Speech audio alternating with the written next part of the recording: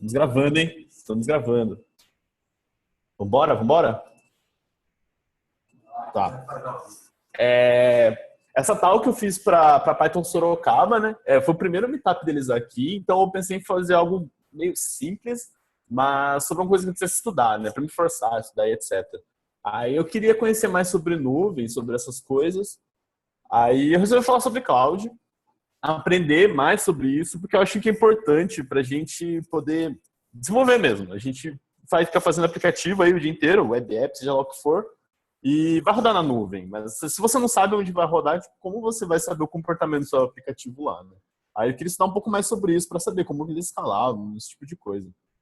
Aí eu fiz uma top básica, bem no comecinho, assim, vou fazer meio uma linha temporal, vocês vão entender melhor, mas é tranquila, não é nada muito profundo, então se você manja muito de cloud, você não vai ver nada novo aqui, mas para quem tá, tipo, mais ou menos, vê uma coisa ou outra, aqui a gente vai conseguir dar um norte e entender bem o que está acontecendo. Então, né, trabalho com o Miner, né, sou estagiário aqui, começou um mês e pouquinho, estudo na FATEC Sorocaba, tô indo pro terceiro ano agora, último ano, né, lá, se formar, vamos visitar, né. Isso aí, vamos começar. Primeiro, né, falar sobre cloud. A gente falou muito sobre cloud, a gente tacou na cara do usuário um monte, cloud, e para mim, pelo menos, eu mesmo eu desenvolvendo, nunca ficou tão claro o que é. Eu só sabia, tipo, beleza, onde as coisas rodam, eu não preciso mais me preocupar com hardware, sei lá, mas tipo, o que é? O que é isso, enfim. Tem um monte de conceito por trás, muito estudo por trás disso, mas eu nunca soube. E como usuário, também falava, esses arquivos estão na cloud, lá tá seguro. Por que tá seguro? Sabe? Eu não sei. Aí eu queria entender mais sobre isso. E pra gente, só saber que lá tá mais seguro, que a disponibilidade lá é maior, isso é o suficiente só pra gente desenvolver? Não sei, vamos ver. Então vamos começar lá ali nos anos 90, né? Quando começa a internet mesmo. A gente começa no bare metal, né? Onde, tipo, os servidores ainda eram puro metal mesmo. Você comprava um servidor, você comprava um hardware, esse hardware era seu, você desenvolvia especificamente para esse hardware. Então, a estrutura era mais ou menos essa. Você tinha o hardware, a memória, o kernel, o seu sistema e suas aplicações. Mas aqui, a gente de cara já se encontra com um problema que é, primeiro, hardware é caro. Hardware é muito caro. Então, toda vez que você precisa aumentar seu negócio, o negócio está tendo necessidade de escalar algo do tipo, você tem que comprar hardware novo. E hardware é caro. Outra coisa, as aplicações. As aplicações, elas sempre assumem que elas são as únicas naquele namespace.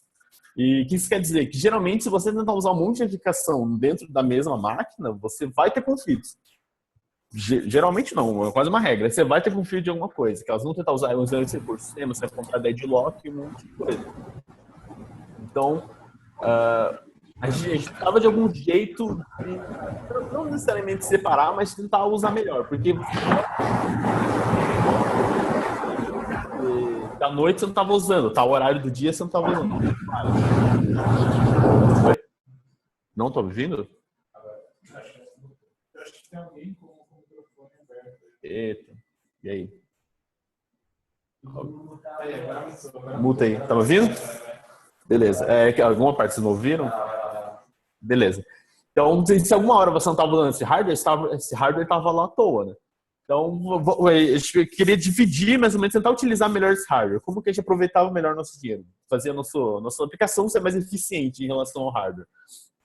Então, ali mais ou menos em 99, aparece a primeira vez a virtualização, que é com a VMware. Foi a primeira vez que eles pegaram um pouco de software e tentaram emular hardware. Mas no sentido de aplicações, de servidores mesmo, de aplicações de alta necessidade, esse tipo de coisa, não hardwares menores. Tentar fazer um computador mesmo, um computador total, um computador inteiramente funcional. Basicamente isso é uma VM, né? Eles pegaram um hardware que era parrudão, que você já tinha, que era caro, e tentaram fazer hardware menores para tentar suportar essas aplicações que às vezes nem precisavam de tudo isso. Então a gente começa a ver esse panorama, que a gente tem aqui a memória, tem o kernel de novo sistema, e entre as aplicações a gente tem outros hardwares emulados. E nesses hardwares emulados a gente vai ter a memória da própria VM, o kernel, o sistema e as aplicações. Qual o problema disso? Aqui você está gastando muita memória. Você vê se tem um monte de coisa na memória que não necessariamente é sobre o seu negócio. por exemplo, você ter outros 2 sistemas operacionais inteiros carregados na memória. Isso não quer dizer nada, isso não tem um valor para o seu negócio. Então, basicamente, você está jogando memória fora. Tipo, você está usando, mas e aí? Sabe? Será que dá para a gente usar isso de maneira mais eficiente? E aqui também tem um outro problema, é que a CPU, de novo, você vai estar gastando CPU com um monte de recurso que também não tem nada a ver com o seu negócio. Você está compartilhando o tempo de CPU com várias coisas que não são a sua aplicação. E a gente vai lá, tipo, otimização, eu já meio que falei. A gente está gastando um monte de recurso com coisas que você não quer. Aí a gente vai dar um pulinho no tempo, a gente vai meio voltando no tempo mais para frente, mas acho que para manter a linha de raciocínio é importante. Lá em 2006, a Amazon começa com... Lá em 2005, 2006, eles começam a comprar um monte de data center, porque eles estão tendo essa necessidade, eles já estão mudando o modelo de negócio deles. E em 2006 eles abrem a S3. Foi a primeira vez que você vê nuvem, tipo, nesse nível comercial. Tipo, alta disponibilidade e tudo mais, né? Fazendo valer a pena, porque a S6 no começo você pagava 15 centavos de dólar por terabyte, se eu não me engano, de armazenamento. Então era muito armazenamento e muito, muito barato. 15 centavos de dólar por mês. Então, tipo, era muito, muito barato. Valia muito a pena. Se você tivesse... se você tivesse muito, muito armazenamento, você ia gastar tipo 4 dólares por mês. É ridículo você parar para pensar. E você tinha tudo que na época não falando sobre nuvem, você tinha tudo disponível para você. Ela escalava sozinha. Então, se você precisasse de mais armazenamento, você não precisava pedir. Conforme você fosse colocando coisa lá, o armazenamento ia aumentando. Só o custo ia sendo repassado para você. Você não precisava se preocupar com disponibilidade, porque a Amazon já te dava um contrato de alta disponibilidade, uma disponibilidade absurda. Você se abstraía todo o custo de infraestrutura para eles.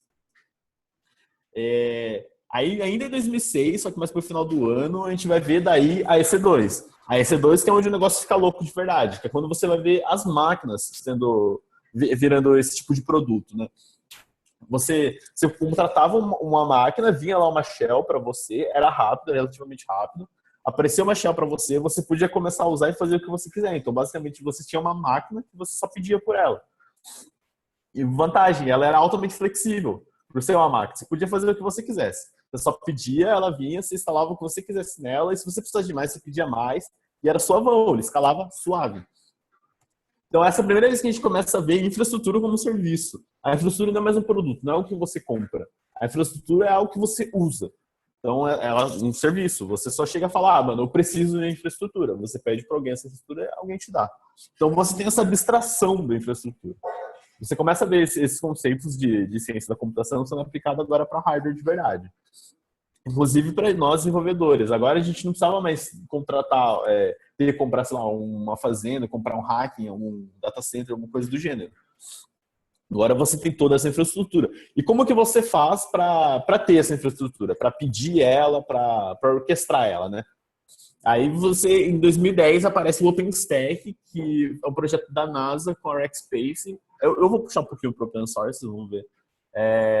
O OpenStack é um projeto open source, é feito em Python para resolver o IaaS.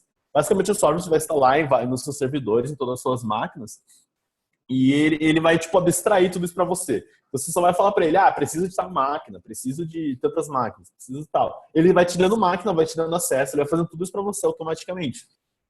E ele tem toda a stack que você vai precisar para fazer isso e mais um monte de módulo específico. Então, que preciso fazer uma infraestrutura de armazenamento. Ele vai ter módulos para isso já desenvolvidos para você poder fazer armazenamento. Do mesmo jeito. Você, através de APIs, você consegue pedir máquina, um monte de coisa. É bem fácil de usar, é muito, muito legal. É uma comunidade muito da hora se você quiser contribuir com open source. Eles têm um workflow muito, muito bom.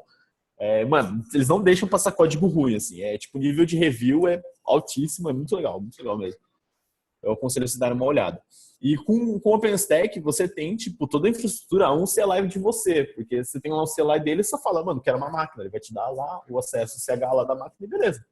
Tipo, é muito, muito fácil. E você tem uma latência baixíssima para isso. Para isso, basicamente, que todo mundo se juntou. Para poder fazer um software que fosse fácil de você usar e que fosse altamente confiável e que fosse rápido. Essa é a principal coisa para você escalar. Você precisa de baixa latência. Você precisa falar, mano, eu preciso agora de máquinas subir, tipo, X número de máquina. Ele vai te dar agora esse número, não vai demorar. Entendeu?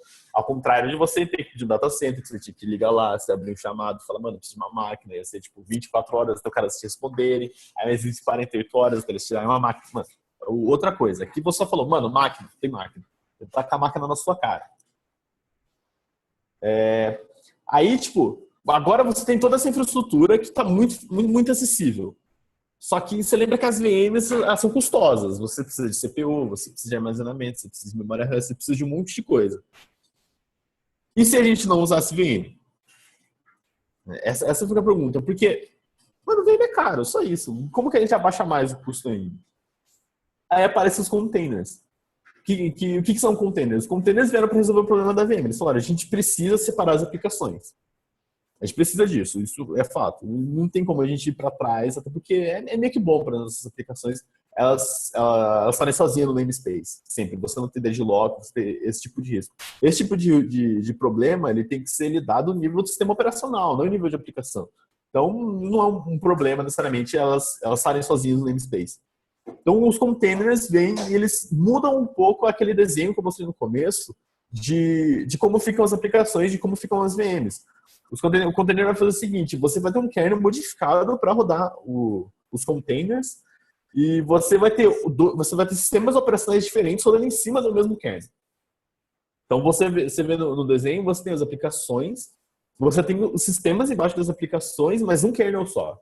Isso é importante. Agora, na memória, você está carregando um kernel. Apesar de você estar carregando sistemas operacionais, como você não vai ter interface, não vai ter um monte de coisa, um monte de coisas para se preocupar em relação ao kernel, como mexer com kernel, etc., você só coloca tipo, o que for necessário para as aplicações rodarem. Então, é isso que você vai ver em containers. E as tecnologias de containers começam em 2002, né? Com os namespaces adicionados no kernel do Linux. Lá você não vai ver o termo container ainda, mas você vai ver a primeira vez que eles começam a modificar o kernel do Linux para aguentar esse tipo de solução, para você conseguir ter outros sistemas operacionais em cima do mesmo kernel. Mas aí em 2007 aparece o cgroups, que foi os caras do Google olharam containers e falaram, isso aqui vai dar certo, isso aqui é bom, vamos desenvolver a nossa solução. Assim como a Amazon tinha feito ali em 2006, que eles estavam fazendo as próprias soluções e resolveram abrir, o Google começou a modificar o kernel do Linux com uma equipe interna, modificaram, foi bom, eles olharam e falaram, beleza, esse código é legal, só que, tipo, é Linux, então a gente tem que abrir. Eles fizeram o PR pro Linux lá e foi aceito em 2007, no kernel 2.6.24, sai o cgroups. O que o cgroups fazia? Basicamente, eles pegaram aquela ideia de namespace, de separar em sisteminhas dentro do kernel, e melhoraram ela. Fizeram ficar viável, de fato. Que eles pegaram as VMs, esses outros sistemas operacionais, e transformaram em processos. E qual a diferença de você lidar com o processo, ao invés de você lidar com o VM? É que o processo, ele consegue alocar a memória dinamicamente, você consegue monitorar ele, então você consegue falar, ele vai ter X tanto CPU, ele não vai ter X tanto CPU, você consegue mensurar o tanto de memória, você consegue dar mais memória, você consegue tirar a memória dele, você consegue pausar o processo, você consegue resumir o processo. Tem várias coisas que você pode fazer com o processo que você não podia fazer com VMs, agora você pode, com cgroups. Você vai desenvolver dentro do Google, de novo, você vai ver depois o que o cgroups acaba virando, não, os resultados dele. Né? E em 2013 aparece o Docker pra gente, que vai ser quem vai abstrair de verdade e vai deixar fácil de usar os containers. Então, a essa altura, em 2013, a tecnologia de container já está bem estabelecida dentro do kernel, já tem relativamente bastante gente usando, e agora vários desenvolvedores já têm também os sistemas que podem utilizar disso, que já tem suporte para isso. Porque os sistemas também tiveram que acompanhar, poder colocar um sistema dentro de um container e o sistema poder coordenar esses containers. Né? Aí o Docker basicamente chega e faz isso. Ele coloca uma DIN em cima do kernel para falar, ó, beleza, as coisas vão rodar aqui de espaço separadinho e o Docker vai orquestrar esses containers para a gente dentro da nossa máquina. Então agora você pode fazer uma infraestrutura como essa, que você vai ter tipo um app, dois database e um worker em cima do mesmo kernel, dentro da mesma memória. E agora esse espaço ele é volátil, então você pode aumentar, você pode diminuir. Você pode começar a escalar esse negócio. Containers are serial shit. Porque agora, tipo, você tem uma virtualização que é barata, entendeu? Você tem uma virtualização que ela não gasta tanto recurso quanto antes. Você gasta o tanto de recurso que sua aplicação precisa. Você não está gastando nada a mais que isso. Basicamente nada, né? Então, em 2014, o Google deu uma talk falando que... Um cara do Google, né? Não lembro o nome dele. Deu uma talk falando que o Google estava subindo e matando mais ou menos 1 bilhão de containers por semana. Foi quando o mundo falou, tipo, mano, beleza, container é um negócio sério de verdade. A gente vai ter que começar a usar alguma hora. Foi quando a gente ficou sabendo que antes a gente conhecia a máquina que rodava o Gmail, a gente conhecia a máquina que rodava o sistema de busca deles. Eles tinham aberto já hardware, falando, ó, a gente tem esse hardware para rodar o Gmail, esse hardware. Agora não, agora eles chegaram e falaram, mano, não tem mais essa de máquina específica, a gente usa qualquer máquina para qualquer coisa. A gente só sobe container conforme tem necessidade. Então, tipo, a hora que o mundo falou, a gente vai ter que começar a usar container mesmo. Então agora, tipo, você precisa escalar, solta os cachorros, brother. Porque agora é barato, é fácil, você tem infraestrutura barata, você tem os containers que são fáceis de escalar. Putz, tá fácil agora. Aí, você pode ter essa infraestrutura agora na ponta dos seus dedos. O cara precisou escalar, o cara só subiu, app, subiu mais um worker, beleza, o database ainda estava respondendo num tempo bom, não precisou escalar. Acontece. E tudo isso em cima de uma engine. Não precisa necessariamente ser do Docker. Hoje você vai ver o CoreOS, vai ver um monte de tecnologia agora fazendo isso. Inclusive ver uma daqui a pouco. Mas aí tem um problema, né? Shit happens. Né? Às vezes dá ruim, né? Você pode ter leak de memória, você pode ter crash do seu app, você pode ter hardware funcionando mal. E como que você vai reagir a isso? Como você vai responder a isso? Como você vai também prever esse tipo de coisa, né? Por exemplo, uso de memória e etc. Você precisa estar monitorando isso. Você está sabendo o que está acontecendo. Então a gente encontra um outro problema, que é a orquestração de containers. Não é só falar, sobe container aí para o Docker. O Docker não faz esse tipo de coisa. A gente vai ter aplicações específicas para isso. E a gente tem uma muito legal, que também é do Google, é resultado do C-Groups lá, etc. Que é o Kubernetes. O que o Kubernetes vai fazer? Ele vai abstrair os containers para a gente, vai abstrair um monte de coisa. A gente só precisa lidar daí com um pouco de configuração, ao invés de lidar com desenvolvimento, com hardware, esse tipo de coisa. Você basicamente vai falar para sua aplicação, falar, tá aqui o container, se vira aí. O que o Kubernetes vai fazer? Por exemplo, ele vai ficar monitorando memória. Aí você configura ele para falar, se chegar a X usos de memória, mata esse container e sobe outro no lugar. Você pode falar para ele, se a aplicação estiver respondendo em tanto tempo, já sobe outros containers. Se chegar em X uso do CPU, suba outros containers. Você vai dando esse tipo de configuração para ele e ele vai fazer sozinho, através de nós, etc. Você basicamente vai instalar o Kubernetes em um monte de máquina, você vai ter um cluster de Kubernetes e você vai ter suas aplicações lá dentro. Você pode ter mais de uma aplicação, você pode ter várias aplicações lá dentro, na verdade. E ele vai ficar monitorando, falar, tal container está respondendo tanto tempo, tal container está respondendo tanto tempo. E através dessas regras ele vai começar a escalar. Ele vai falar, vou subir tal máquina, vou subir tal máquina. E ele vai, através da estatística, saber, se eu subir tantos containers naquela máquina, então todos os containers começam a responder pior. Então ele vai olhar tudo isso e vai abstrair tudo isso para você. Então agora você tem um deploy, um CLI de você também, um deploy de container. Então o seu container, você só taca lá no Kubernetes, ele vai fazer tudo para você. Muito, muito fácil. Mas, mesmo assim, aqui tem um exemplo de containers, né? Você tem Null e o Node Master, que é quem você vai configurar para fazer tudo isso, né? Para ficar mandando na galera. E, infraestrutura e containers é, demais, mano. Agora tá fácil, tá tudo barato. Tem solução open source, você tem uma solução que não gasta muito recurso, você tem infraestrutura barata. Então, você já tá pagando menos pela infraestrutura. Agora você precisa menos de infraestrutura. Então, agora tá tudo bem, certo? Mas a gente não estava contente ainda, não estava tudo bem. A gente estava abstraindo mais ainda. Aí em 2007 vai aparecer o Hiroquinho, grande Hiroko. O que o Hiroko vai fazer? Primeiro, ele no começo ele focava só em Ruby, né? Mas hoje em dia ele suporta muito de memória, você tem um monte de solução para um monte de linguagem. Mas basicamente, agora ele vai chegar, ele vai abstrair tudo para você. Ele vai falar, mano, você não precisa saber sobre plataforma, você não precisa saber sobre infraestrutura, você só precisa mandar a sua aplicação para cá. Ele fala ele chega, a solução dele, né, usando o Git, aliás, é muito simples. Você fala, manda seu código a gente roda, a gente sabe como fazer, a gente sabe como escalar. A gente conhece esses frameworks que vocês estão usando e a gente vai adaptar eles para escalarem bem e você só paga a gente depois. Então agora você tem a abstração da plataforma, né? A plataforma é muito barata. Agora você não precisa mais nem saber container, nem saber onde está rodando, saber. Você precisa falar, ó, quero rodar nesse continente por causa da questão de latência, no máximo que você fala pro Heroku. O resto você fala, meu, escala esse negócio aí. E ele vai fazer tudo para você. Ele vai fazer uma abstração de sistema operacional, container, balanço de carga, tudo abstraído. Você não precisa saber de mais nada. Então, basicamente, o que acontece é isso, mano. Você chega lá com o seu código, joga seu código lá e, meu, os caras que se virem com isso. O problema é deles agora.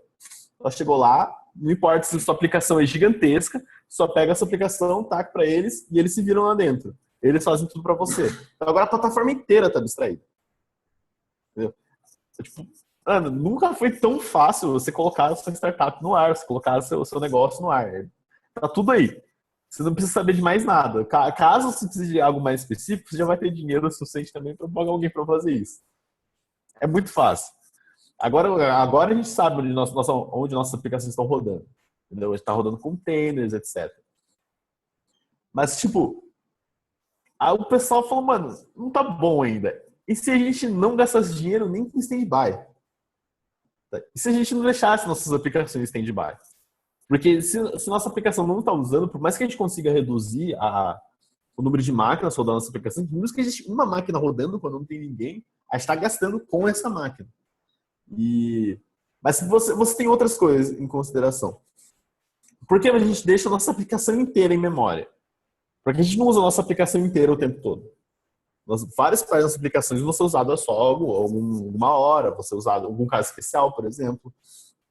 Que até os casos especiais estão em memória.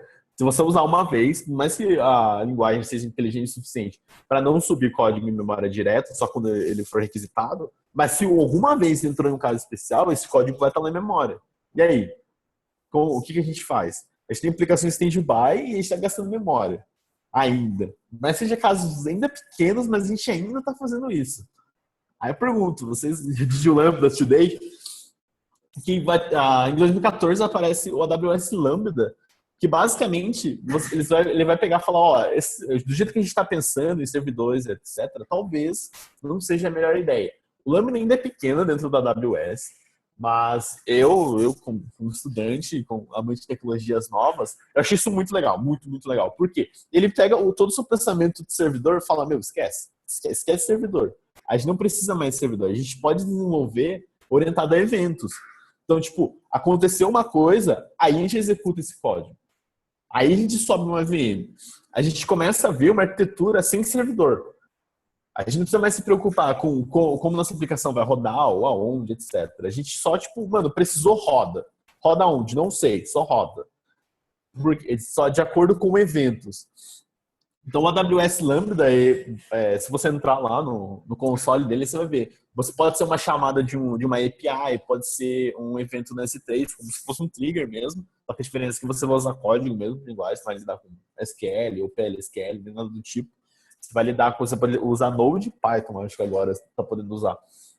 Você vai poder fazer código mesmo, testável, só que você vai fazer sua arquitetura orientada a eventos. Então, aconteceu alguma coisa, aí você executa esse código. Porque agora, em vez de você pagar pelo stand-by, você pagar por hora de máquina, você vai pagar por execução. Você pensa em execução, você pensa, quando for executado, tipo, que código que eu vou rodar? Você pode fazer vários pequenos eventos dentro da sua aplicação, ser toda orientada a evento. Então, chegou uma requisição, beleza, vai ativar um código. Esse código pode ativar XXX evento. Cada evento vai ativar um outro código. Você só vai pagando por execução. Então, você pode subir uma VM, por exemplo, com 2 GB de memória, tranquilamente, com 500 MB de memória, você pode subir uma VM. Você sabe que o código que você vai usar, ele vai subir aquela VM, executar aquele código e matar aquela VM. Só que a diferença é que eles já fazem a infraestrutura de um jeito que, tipo, a latência é muito baixa. Não necessariamente sobe a VM, na verdade a VM já está lá, só que você não está pagando por ela, está esperando por você. Bom, acho que é isso. Era isso que eu queria falar. Eu achei muito legal esse assunto, eu estou estudando bastante. Viu? Espero que vocês vejam futuro nisso. quando eu estava estudando, eu queria muito ver o que ia acontecer, tentar ter um vislumbre do que estava para acontecer.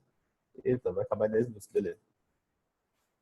Ter um vislumbre do do que vai acontecer daqui para frente. O AWS Lambda foi uma das coisas que eu olhei e falei, mano, eu acho que esse é o futuro, porque você passa a pagar por execução. Ele pega tudo que você sabe sobre servidores e abstrai de uma forma e muda seu pensamento.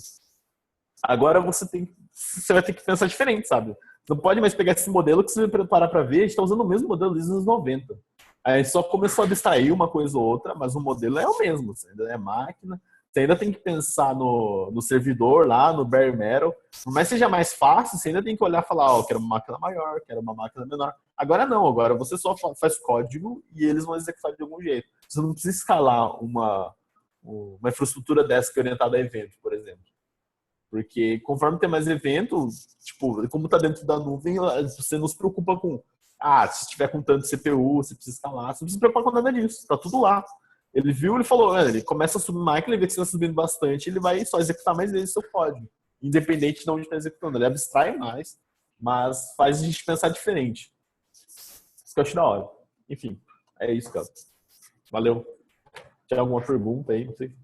Pergunta aí no desenvolvimento, vou estar olhando lá. Falou. Eles perguntaram ali no Perguntaram já? Do chat.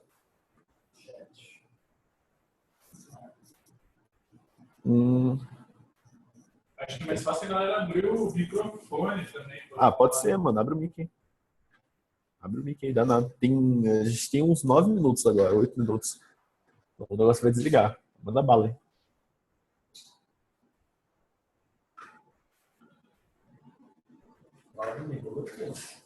aí. Falou agora que faltava 10. Ninguém. Eu só comentei isso que eu estava dando para programa de ETL. Tem um artigo aí sobre o AWS Lambda. Sabe que o microfone é aberto, hein? Abre o mic aí, mano. Porra. Abre o mic aí. Em caso que a AWS não funcionaria bem. Então, eu não sei, porque hoje em dia a gente não tá pensando ainda em infraestruturas sem servidores, né? Então é difícil só chegar e falar, mano, mas um CRUD funciona bem lá. Tipo, a princípio você para pensar, tipo, não, sabe? Não sei como é a latência e tal, mas a latência é baixa. Mas é baixa o suficiente, e aí? Eu acho que a gente tem que ainda achar,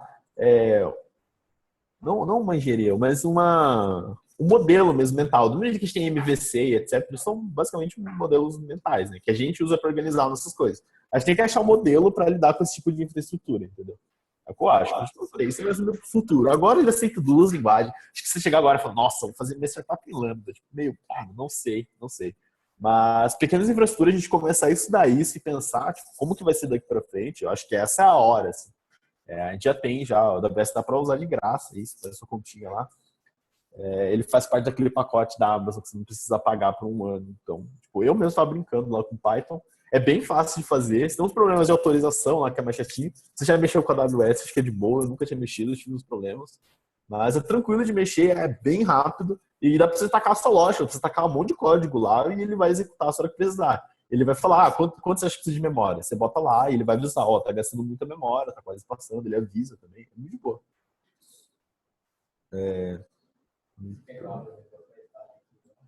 Abre aí, mano. Oi, estão me escutando? Muito obrigado pela atenção.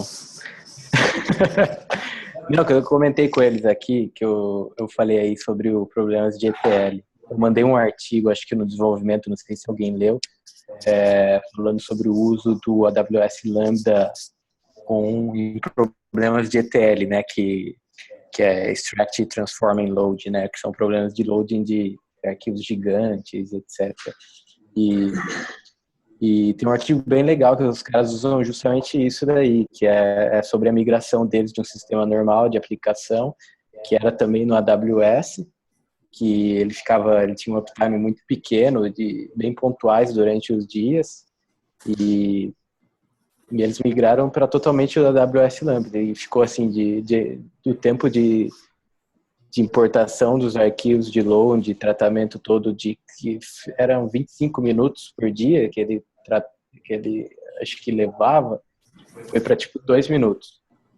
E o custo dele saiu de, tipo, não era muito alto, acho que era um custo de 80, acho que eu não lembro, era um custo de, tipo, $80 por mês, foi para, tipo, menos de $1, cara, por mês. Então. Porque o AWS Lambda, além de ele ter ele tem uma, tipo, uma gordura, assim, free para você usar, que ele cobra por milissegundos que você usa, que ele tem o uptime que ele sobe, ele roda o script e depois ele mata de novo. Sim. Então ele cobra por milissegundos, então é um negócio absurdo, assim, é muito barato. São problemas bem específicos, acho que principalmente nessa arquitetura mais voltada a eventos, coisas bem pontuais, mas é legal, cara. É isso aí. Show. Tem mais pergunta? Não tem pergunta? Não? Ah, beleza, então. Que isso. Falou, galera. Falou, beijo. Falou, valeu. Falou.